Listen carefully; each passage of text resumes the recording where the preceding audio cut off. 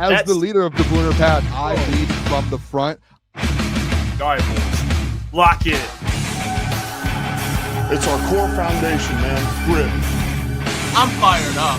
I'm fired the up, boys. It's pumping right now. It's got my juice pumping, boys.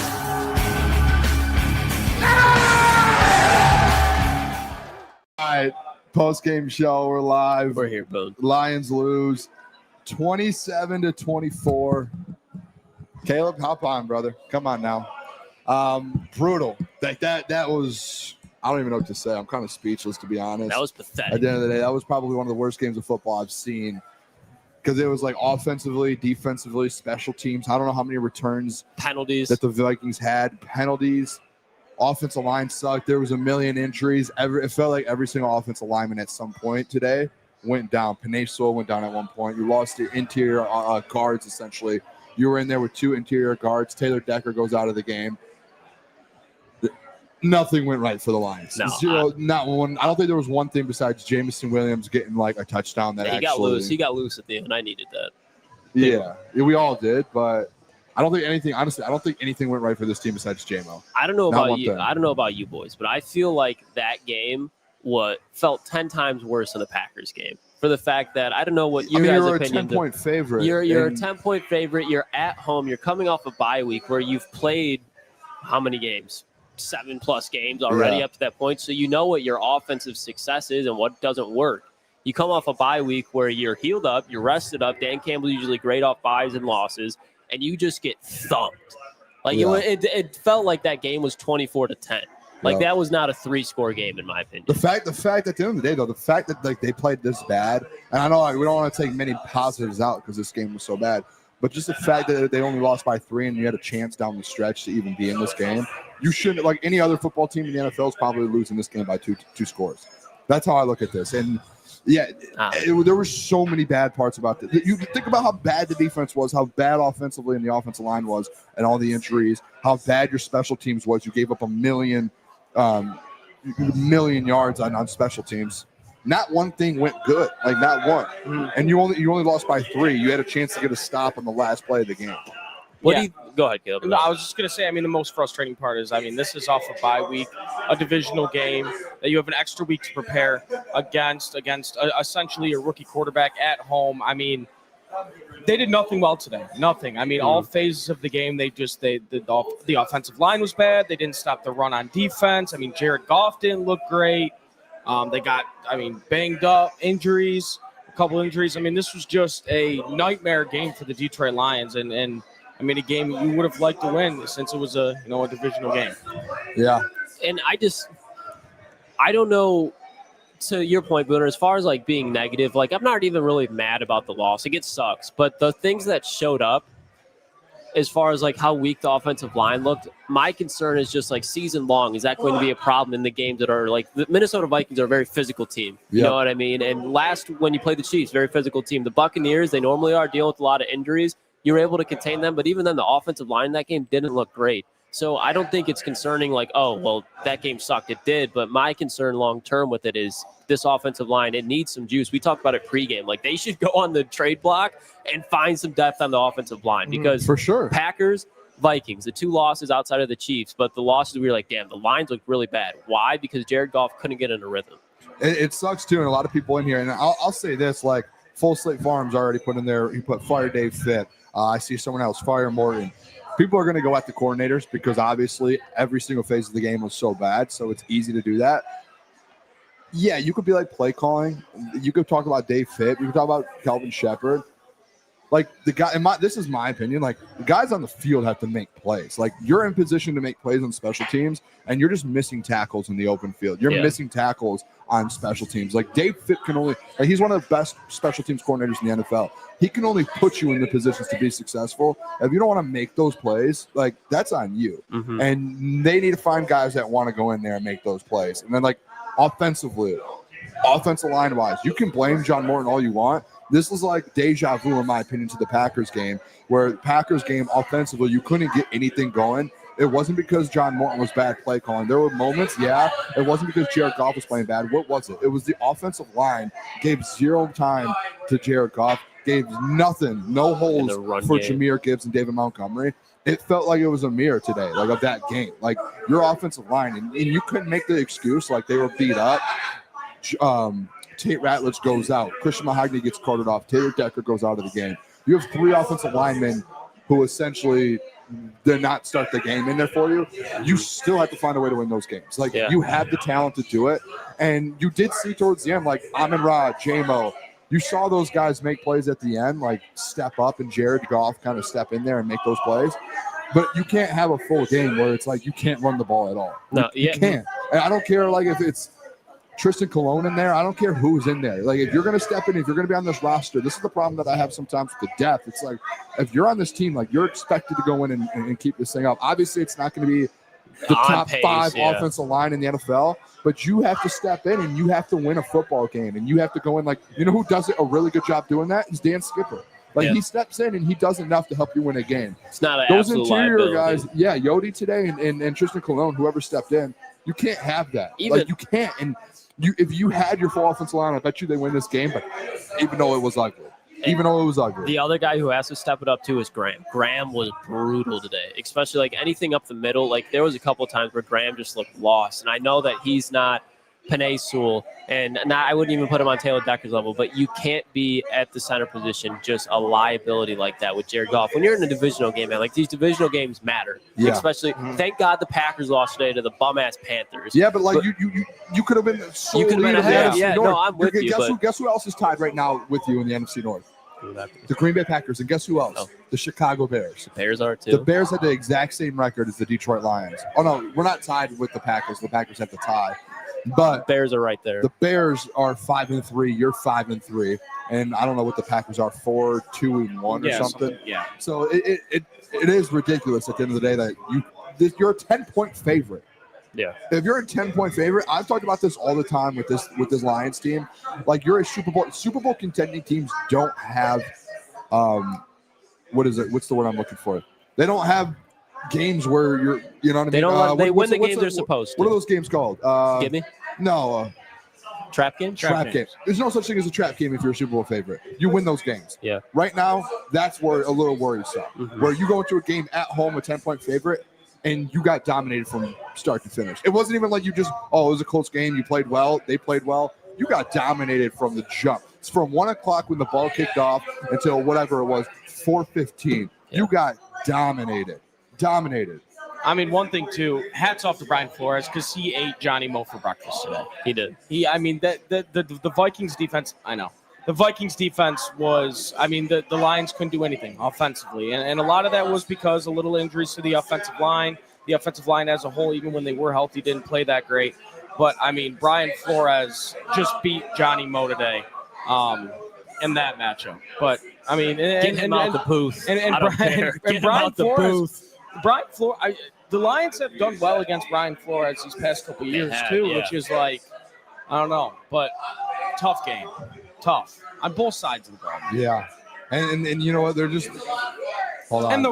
And Boone too. Like I don't know if you're looking at the game. The run defense today was brutal. So bad. It was so brutal. And when you have a young quarterback at JJ McCarthy who, if you're forcing him to throw on first and second down because you can't run the ball, he's not going to be successful. But when Kevin O'Connell's able to open the entire playbook because they're able to do whatever they want, it takes stress off of a guy like J.J. McCarthy. Yeah. And the run defense, it starts with the run defense. And it was terrible. Aaron Jones shouldn't have 100 total yards. And I know, Boone, that you like Aaron Jones, so do I, but he's not somebody that, the Lions will play premier running backs, and they won't get 50 yards on the ground. When you're supposed to be a run-first team with Jahmyr Gibbs and David Montgomery, and you're going up against the Vikings, and you run for 65 total yards, they hold you to 65, and the Vikings run for 142. You're supposed to be a top 5 run defense in the NFL, and you're supposed to have one of the best run offenses in the NFL. When it's that lopsided 142 to 65, it's bad. Yeah. It's tough. It's a tough one. You're never going to win those games. No, you won't. You're not putting who. yourself in those positions. You're not. Real quick, too, not to get off the line. We'll get off the Lions game for a second. The Bengals recovered an onside kick against the Bears, and they're going to win now. Think so? Is it an 8-point game? Oh, I didn't know the Bears. I did not know that. It's an 8-point game, isn't it? No, I think it's a 7-point game.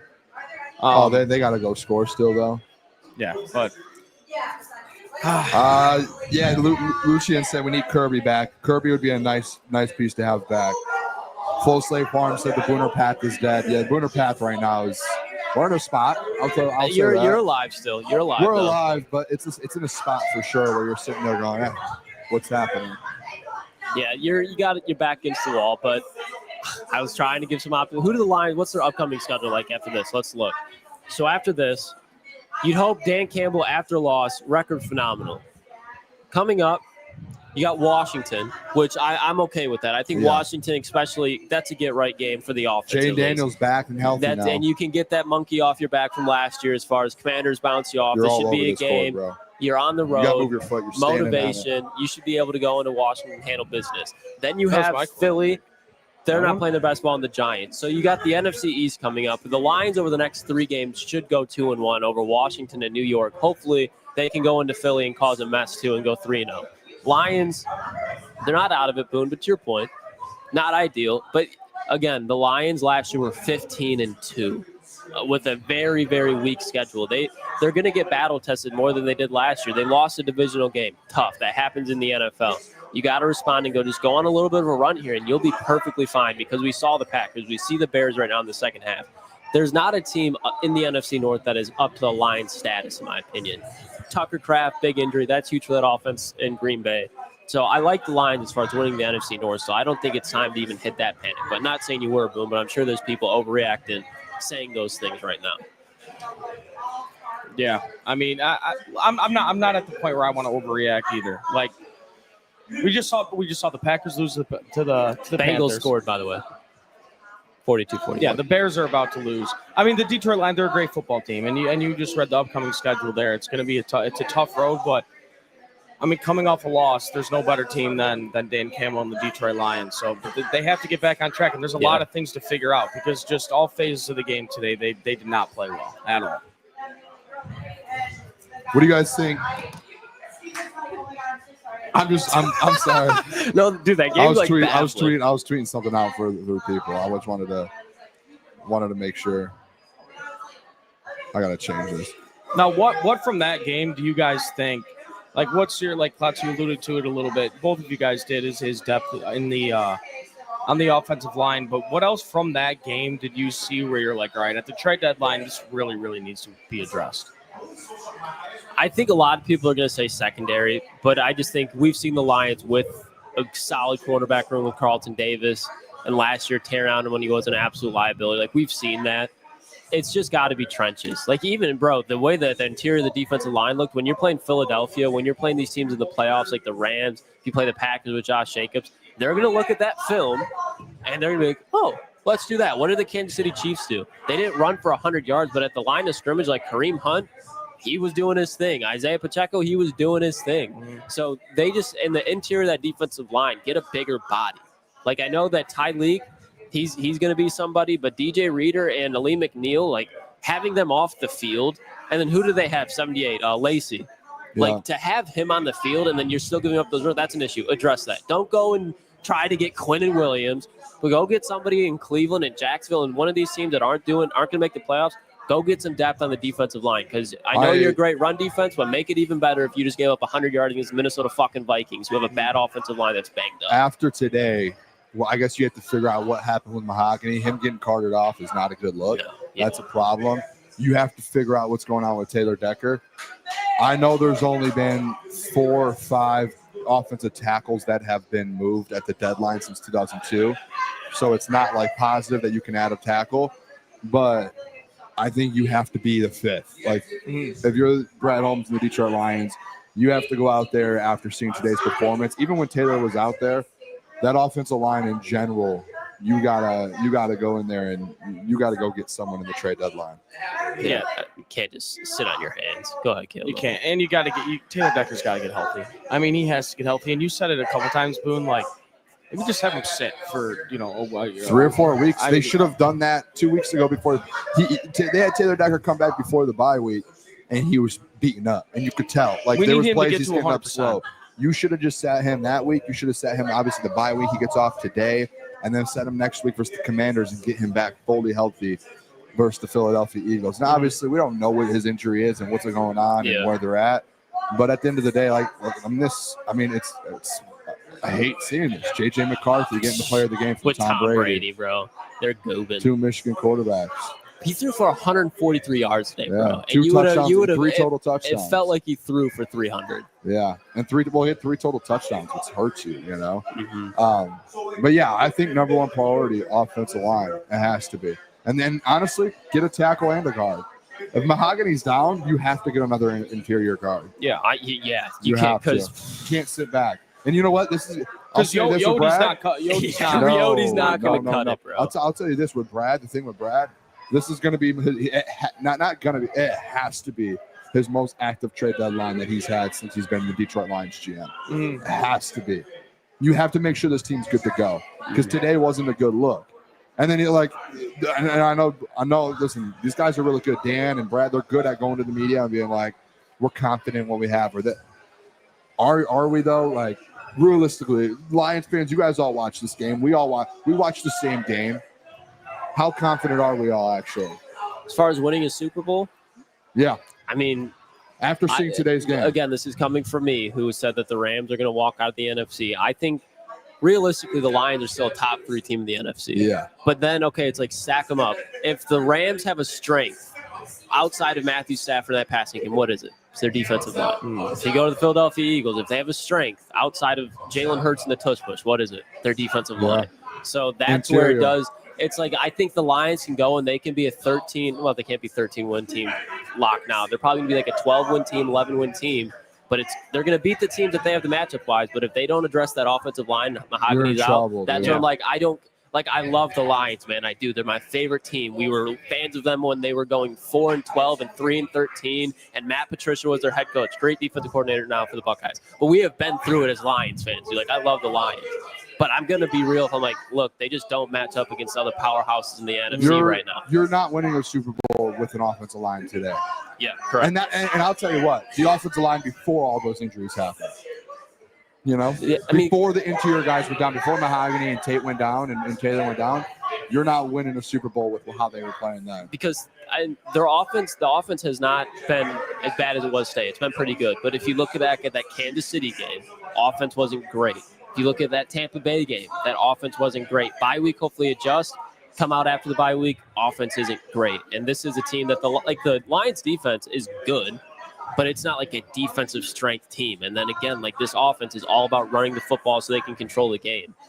Can't do that. Big issue. A lot of Detroit. people. This is where I won't do like the overreactions. Listen, we can be honest and be like, hey, Super Bowl. Right? This is still a Super Bowl contender. Just because you lost a game to the Vikings, that doesn't mean you're not. But people in the chat, and we're not saying like just 1 or 2 people. Like a lot of people are being like, playoffs? Why are we already talking? They're going to make the playoffs. I think they're going to win the NFC North. Yeah, still. I'm not worried about this. This isn't like a question of, hey, can they get in the play? No, they're going to get in the playoffs.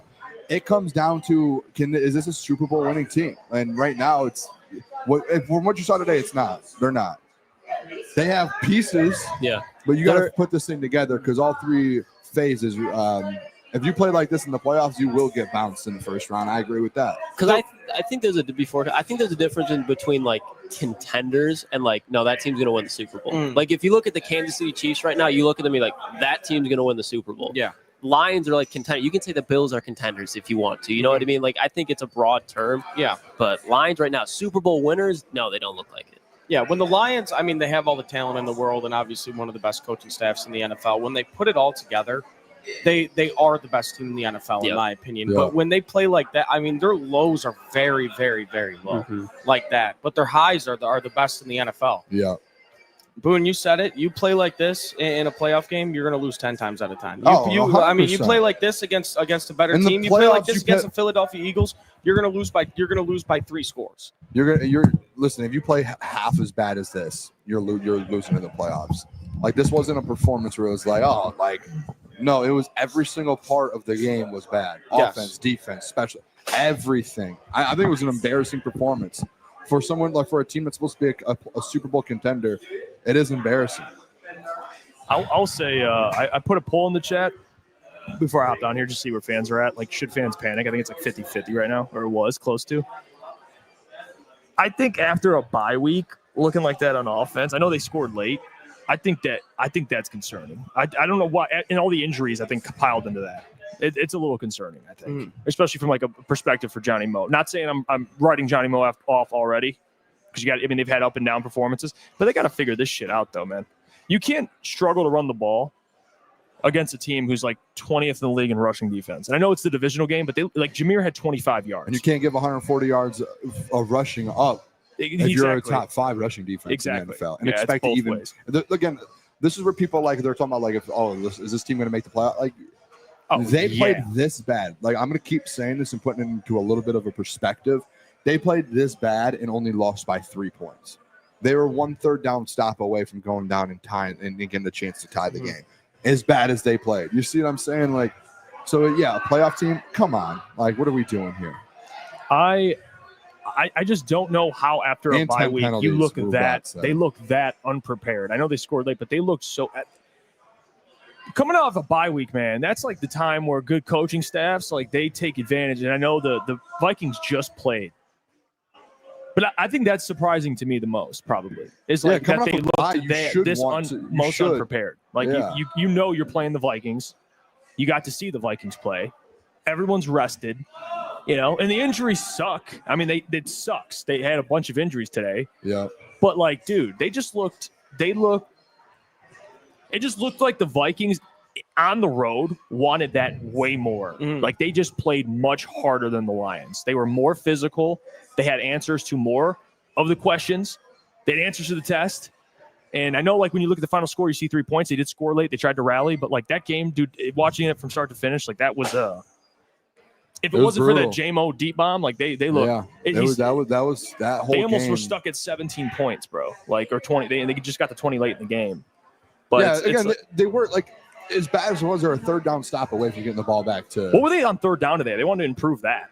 Let me see that. Well, I mean, they got their first third and long.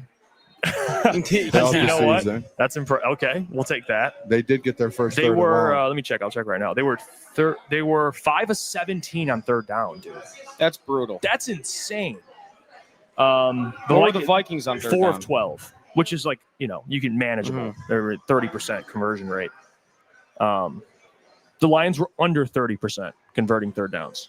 They were 3 for 3 on fourth down. But you don't want to have to always be in those situations where you have to convert fourth downs. Yeah, I mean, they just tough. Yeah, I mean, they got outrushed by over double. The Vikings ran for 142 yards. Lions ran for 65. So, and they were 1-3 in the red zone. Vikings were 3 of 5. And you know what the biggest thing? You could talk about execution, guys making plays, all of that. You know what you can control every game? Penalties. They had double-digit penalties today at home. That's a whole nother level of just incompetency. You have 10 penalties, and a lot of them came from starters, by the way.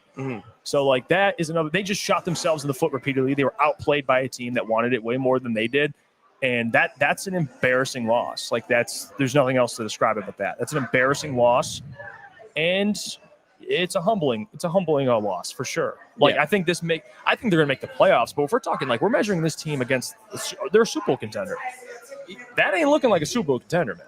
That didn't look like a Super Bowl contender at all. No, actually, to be honest, after a bye week, hell no. No, and Klotz made a great point. There's a difference between a Super Bowl contender, and you look at teams and you're you watch them play and you say, yeah, that team's going to win the Super Bowl. He brought up the Chiefs. You watch them play right now. Nobody could stop them.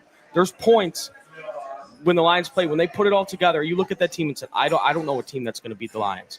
But their highs are high and their lows are really low. Right. And they got every phase of the game. They got destroyed today. And you look at this. You look at the NFC North standings, Jeff. Packers 5-2-1, Lions 5-3, Bears 5-3, Vikings 4-4. And it's going to be a dogfight for the Lions. Well, let me give you a worse stat. They're 1-2 against the division opponents. Which last year we went undefeated. So. By the way, credit to Wubbot for putting that in the chat. 1-2 in the division. He said, no bueno. Can't do that. Nick83, appreciate the $10. I don't know if you guys read that. Did you read this?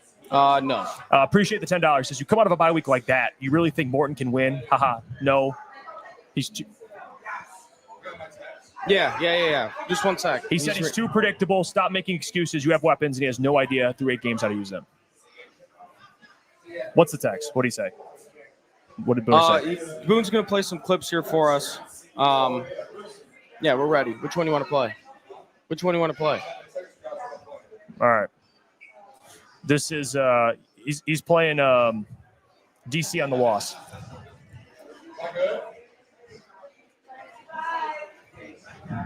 Credit those guys over there, man. They had a good plan, came in, they executed, made the plays they needed to, and that's credit to that team. As far as us, we did everything we needed to do to lose that game. We made every critical error you needed to at the right time to lose it. Perfect storm. You know, when you don't play well in all 3 phases, that falls on the head coach.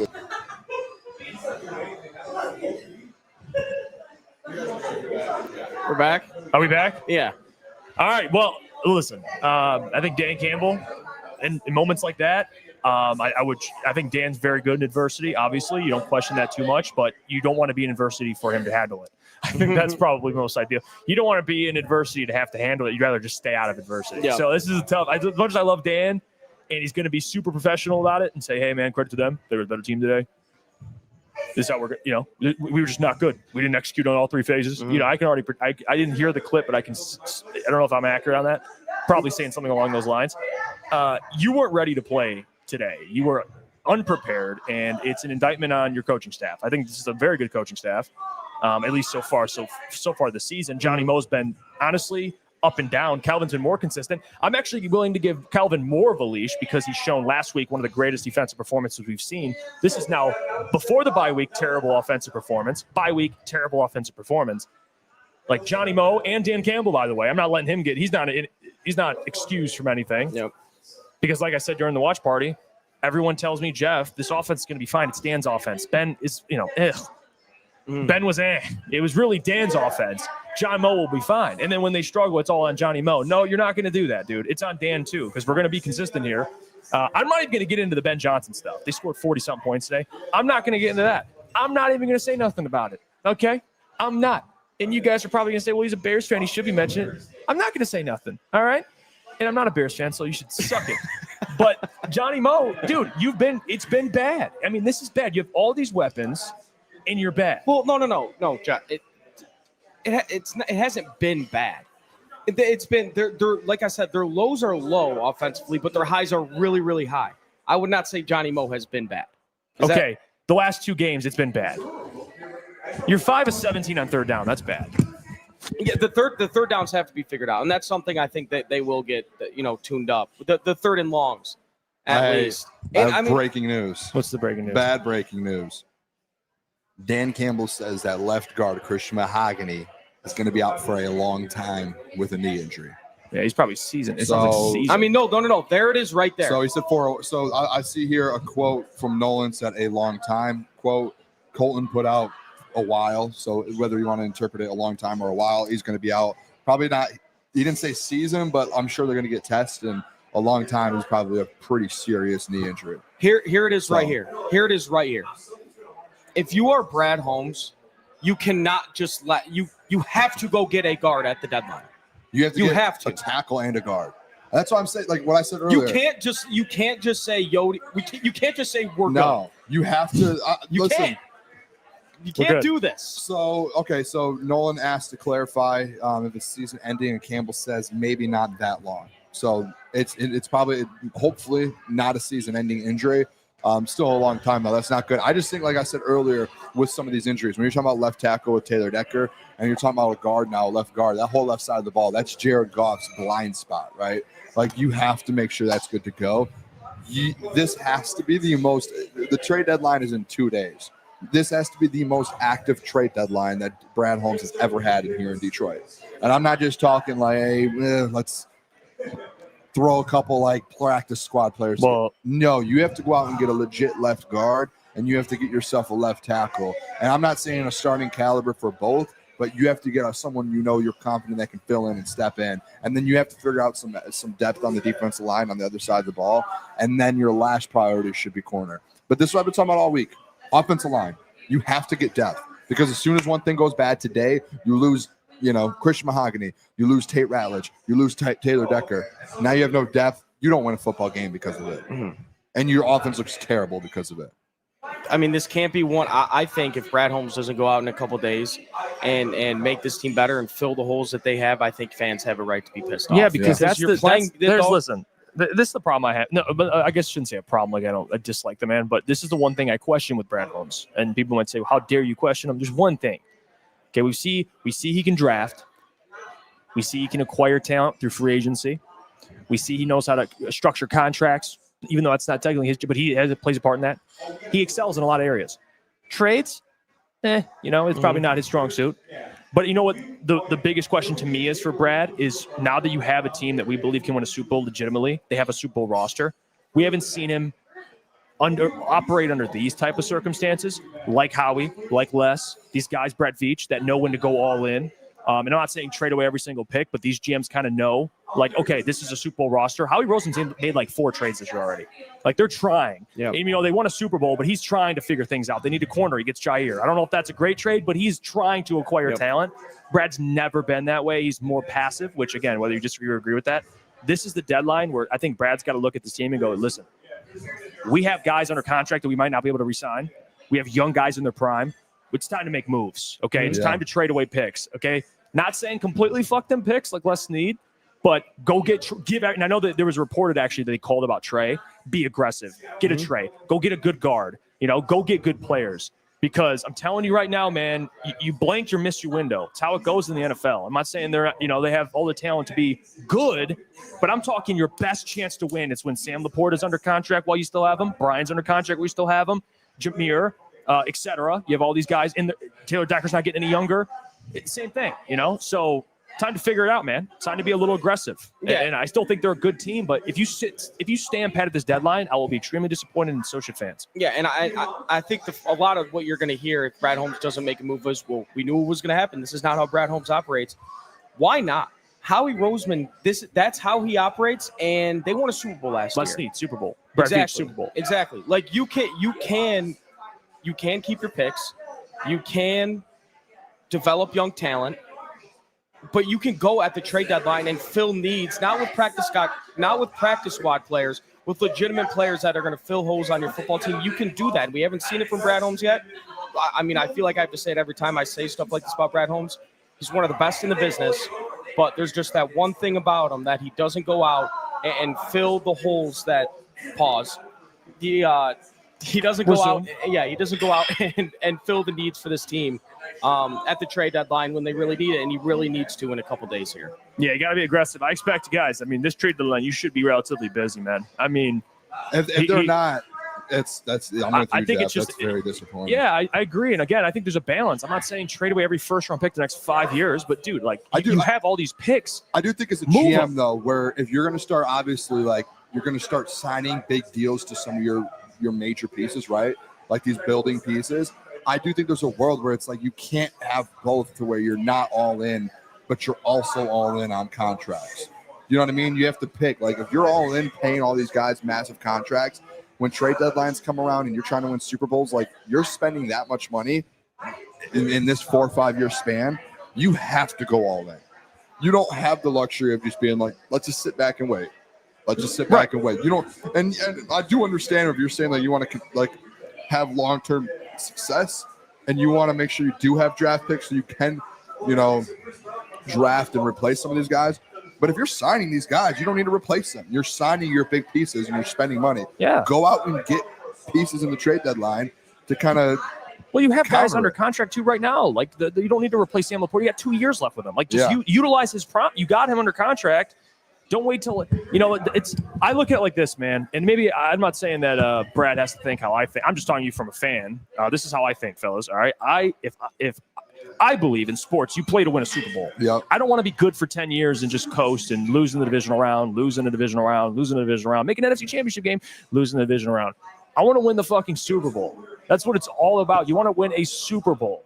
If you told me, Jeff, you can win the Super Bowl this year, you'll suck the next 3 years, I'll take it. I won't even blink. I'll cover a shit Lions team for 3 years if you win a Super Bowl. I don't give a damn. Yeah, we But man, cover not him everyone, for 30. not everyone thinks that way though. You know, some people The would ultimate rather. goal when you get one, you completed the job. That's Well, the that's ultimate literally goal. the ultimate goal. Like the Rams rebuilt, and by the way, when you have a good GM, not saying this will be the same type of scenario because the Lions are young, so they'll be good even if they win a Super Bowl after that. But the Rams were old when they won. Les Snead rebuilt them in 2 years. Yeah. So even if you were in that situation, which you're not, you have young talent, so they'll be good even if they win. But just be aggressive. Win. You play to win, man. Win the Super Bowl. Okay? You got holes on your roster. The offensive line's clearly worse. All right? It's bad. It's a problem. I think the only two, they have 3 losses, right? Yeah.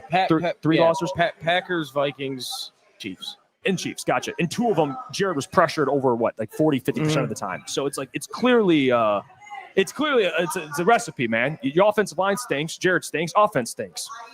Offense stinks. Defense is on the field a lot. They stink. So it starts with that offense. So they got to figure this shit out, man. And they have a rematch against the Commanders. In the ironic part of this whole conversation, I think they this sounds ridiculous right now. I think they destroy the Commanders. Well, that's the thing too. It sounds like it's just going to be parlayed in the next week, or just everything's going to be like can go out and perform, and they probably will. But then you got tough games after that too. You got the Eagles right after that. Dude, that's what I'm talking about. Where it's like their highs are so high and their lows are so low because I guarantee next week we're going to be sitting at this table and we're going to say, "Wow, they're the best team in the NFC." After they beat up on the Commanders, like that's just the way I feel. But their lows are like when you watch games like that, just their flaws get exposed like badly. Yeah. And losses like that. And I don't know. It's like, I mean, the schedule that's coming up, it's going to be tough. It's going to be tough. But I mean, if the correct moves are made this week, and you know they bolster the offensive line, especially with the Mahogany injury, they make the moves they need to make. They get right, and they start winning football games again. Did you get an update on? Did anyone tweet anything about TA?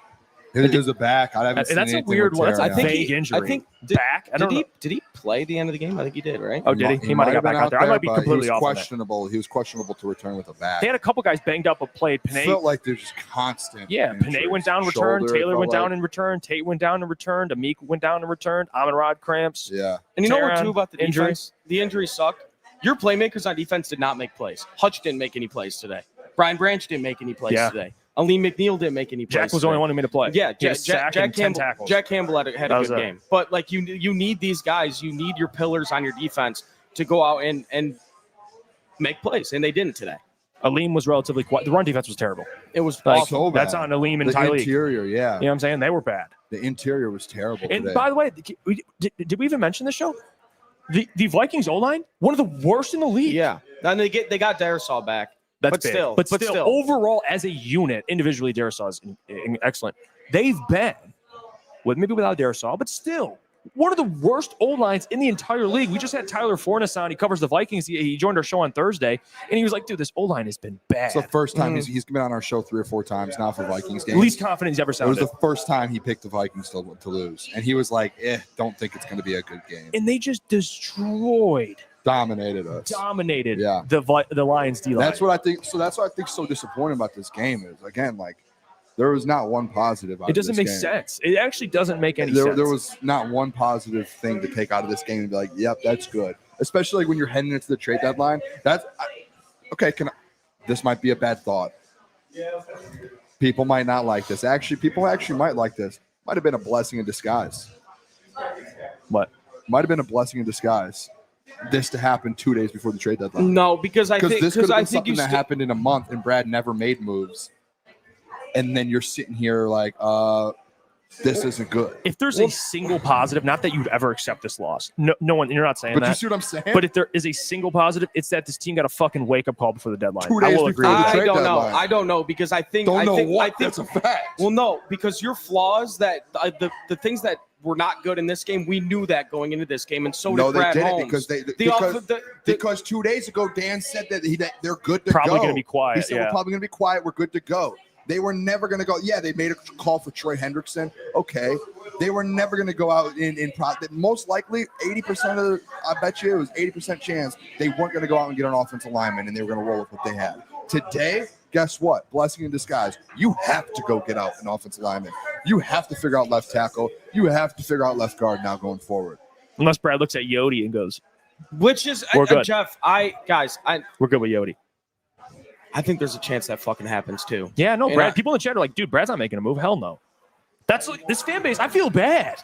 Like they're literally what's it called? I don't know if poison is the right word, but there's a spell has been casted upon the fan base. I mean, they don't believe in anything. They don't think anything's happening. They don't believe anything's going to happen, and I feel bad for you guys. I do. That we have to sit here and act like nothing's going to happen because that's probably the truth. I looked at that Trey Hendrickson report, and I laughed. When I saw the Lions were interested in Trey Hendrickson, I laughed because I knew it's just not going to happen. But I mean, holy cow! If they do not go get an offensive lineman at this trade deadline, they are going to be in trouble. When you have a quarterback like Jared Goff, who is, I mean, we talk about it all the time, isn't very mobile. It needs protection.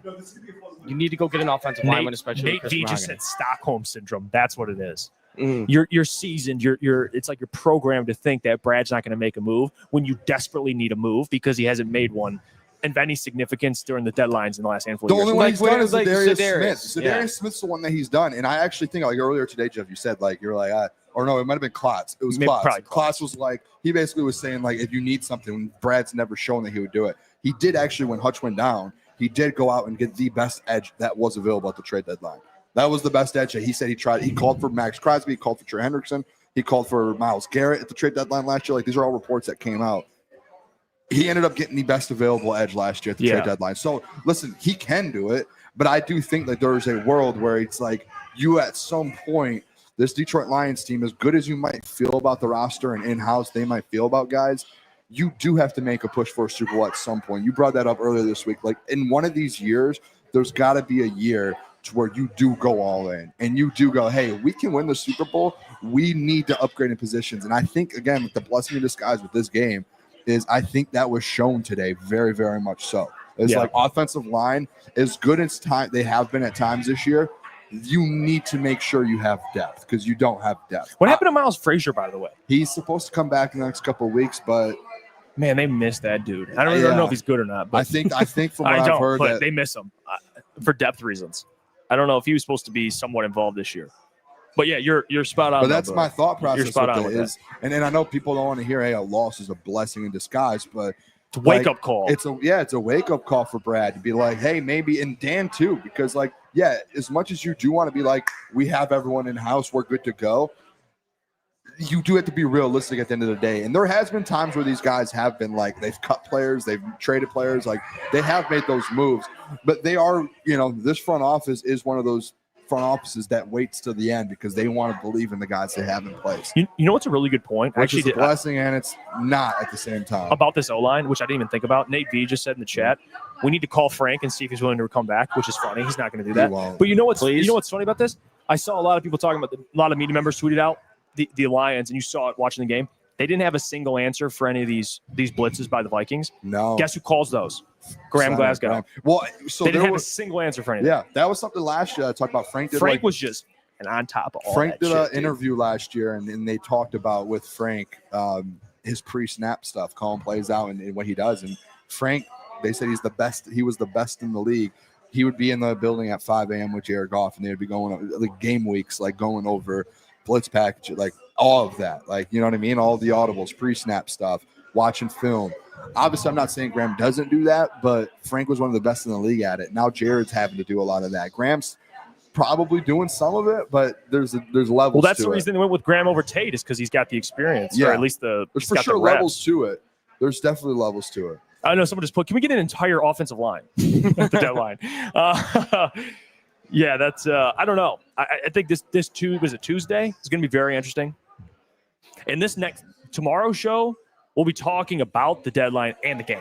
We're going to be heavily covering the deadline, man. It's going to be the storyline all week. Post-deadline, pre-deadline. I cannot wait. I'm excited. I want to see if Brad makes a move or not.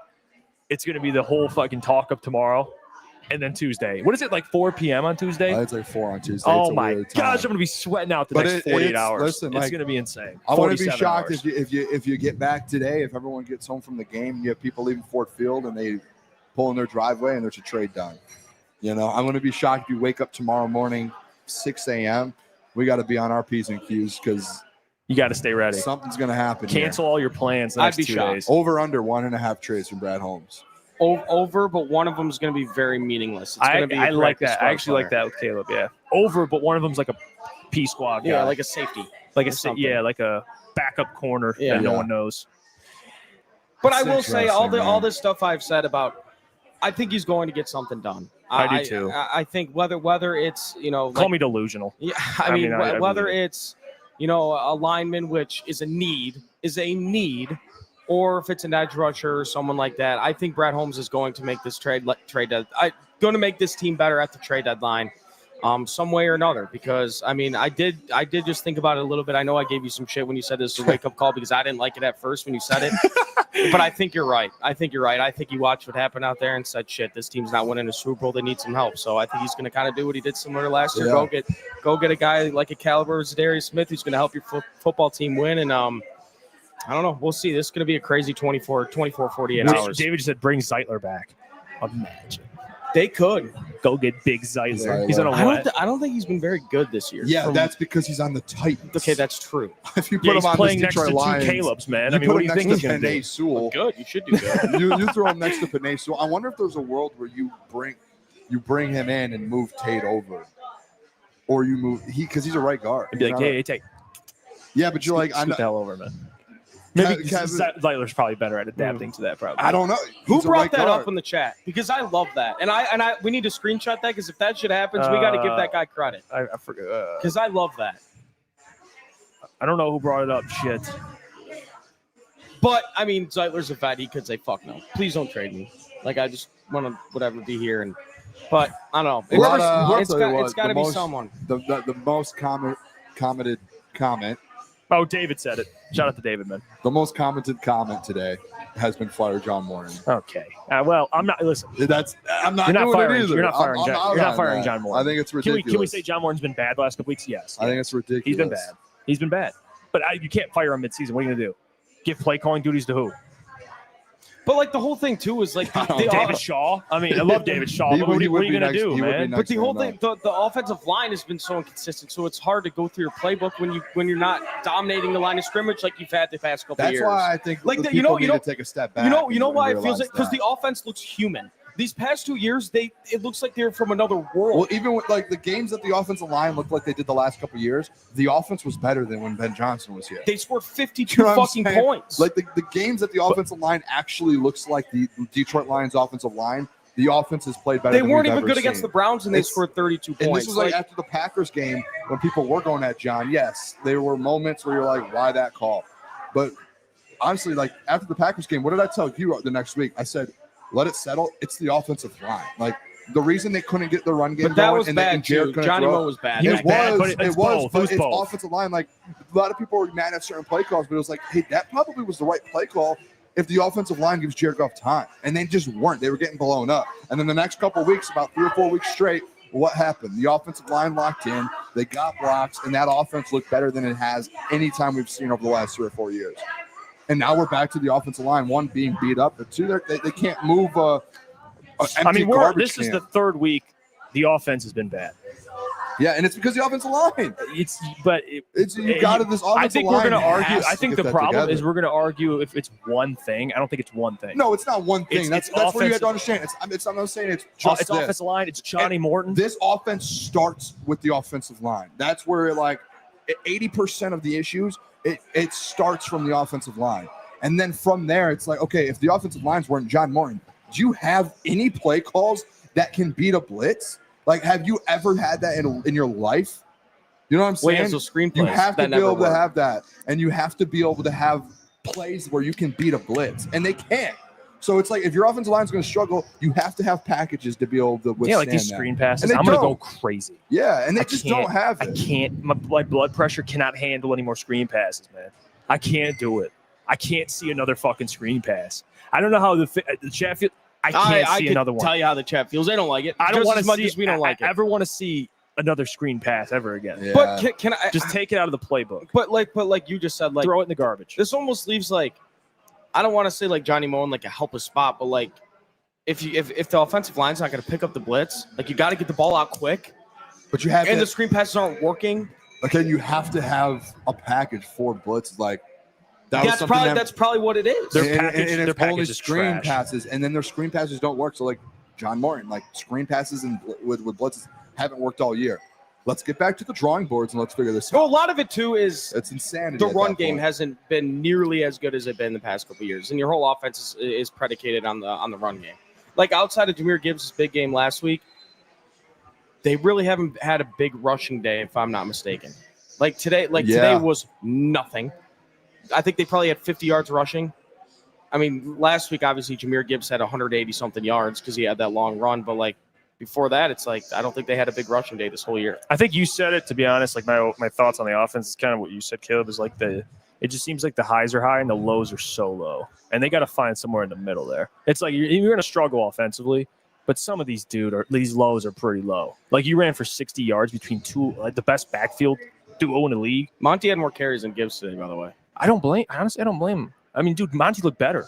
He looked better He did today. today. You give him more carries. That's why. And okay, when we were talking about Jahmyr, like he has these games where he's very good, but they're like the consistency throughout the year for a lot of these guys. You've seen in the past, you haven't seen this many down games. Like there's been games where Jahmyr's under 50 yards, and you're like, what is this? Mm-hmm. Like.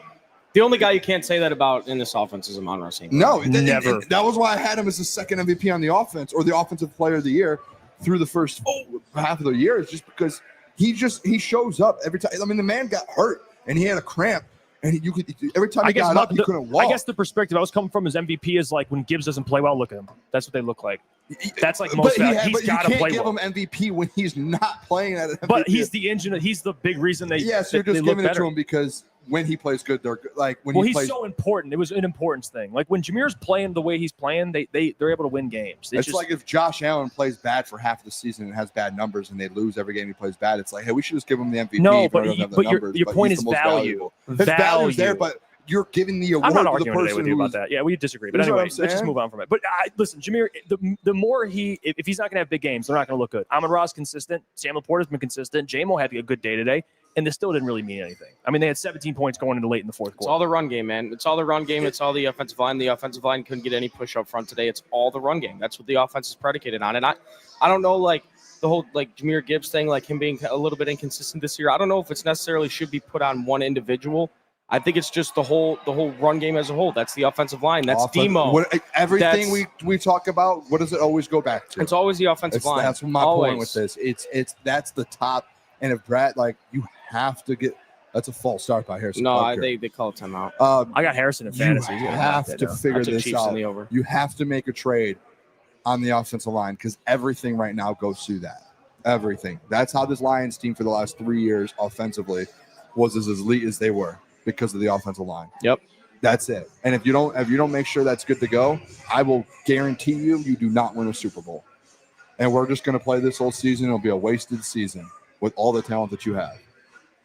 You know? I saw someone in the chat say like, "Oh, they're not going to win the Super Bowl. Why make any moves?" What? You don't think like that?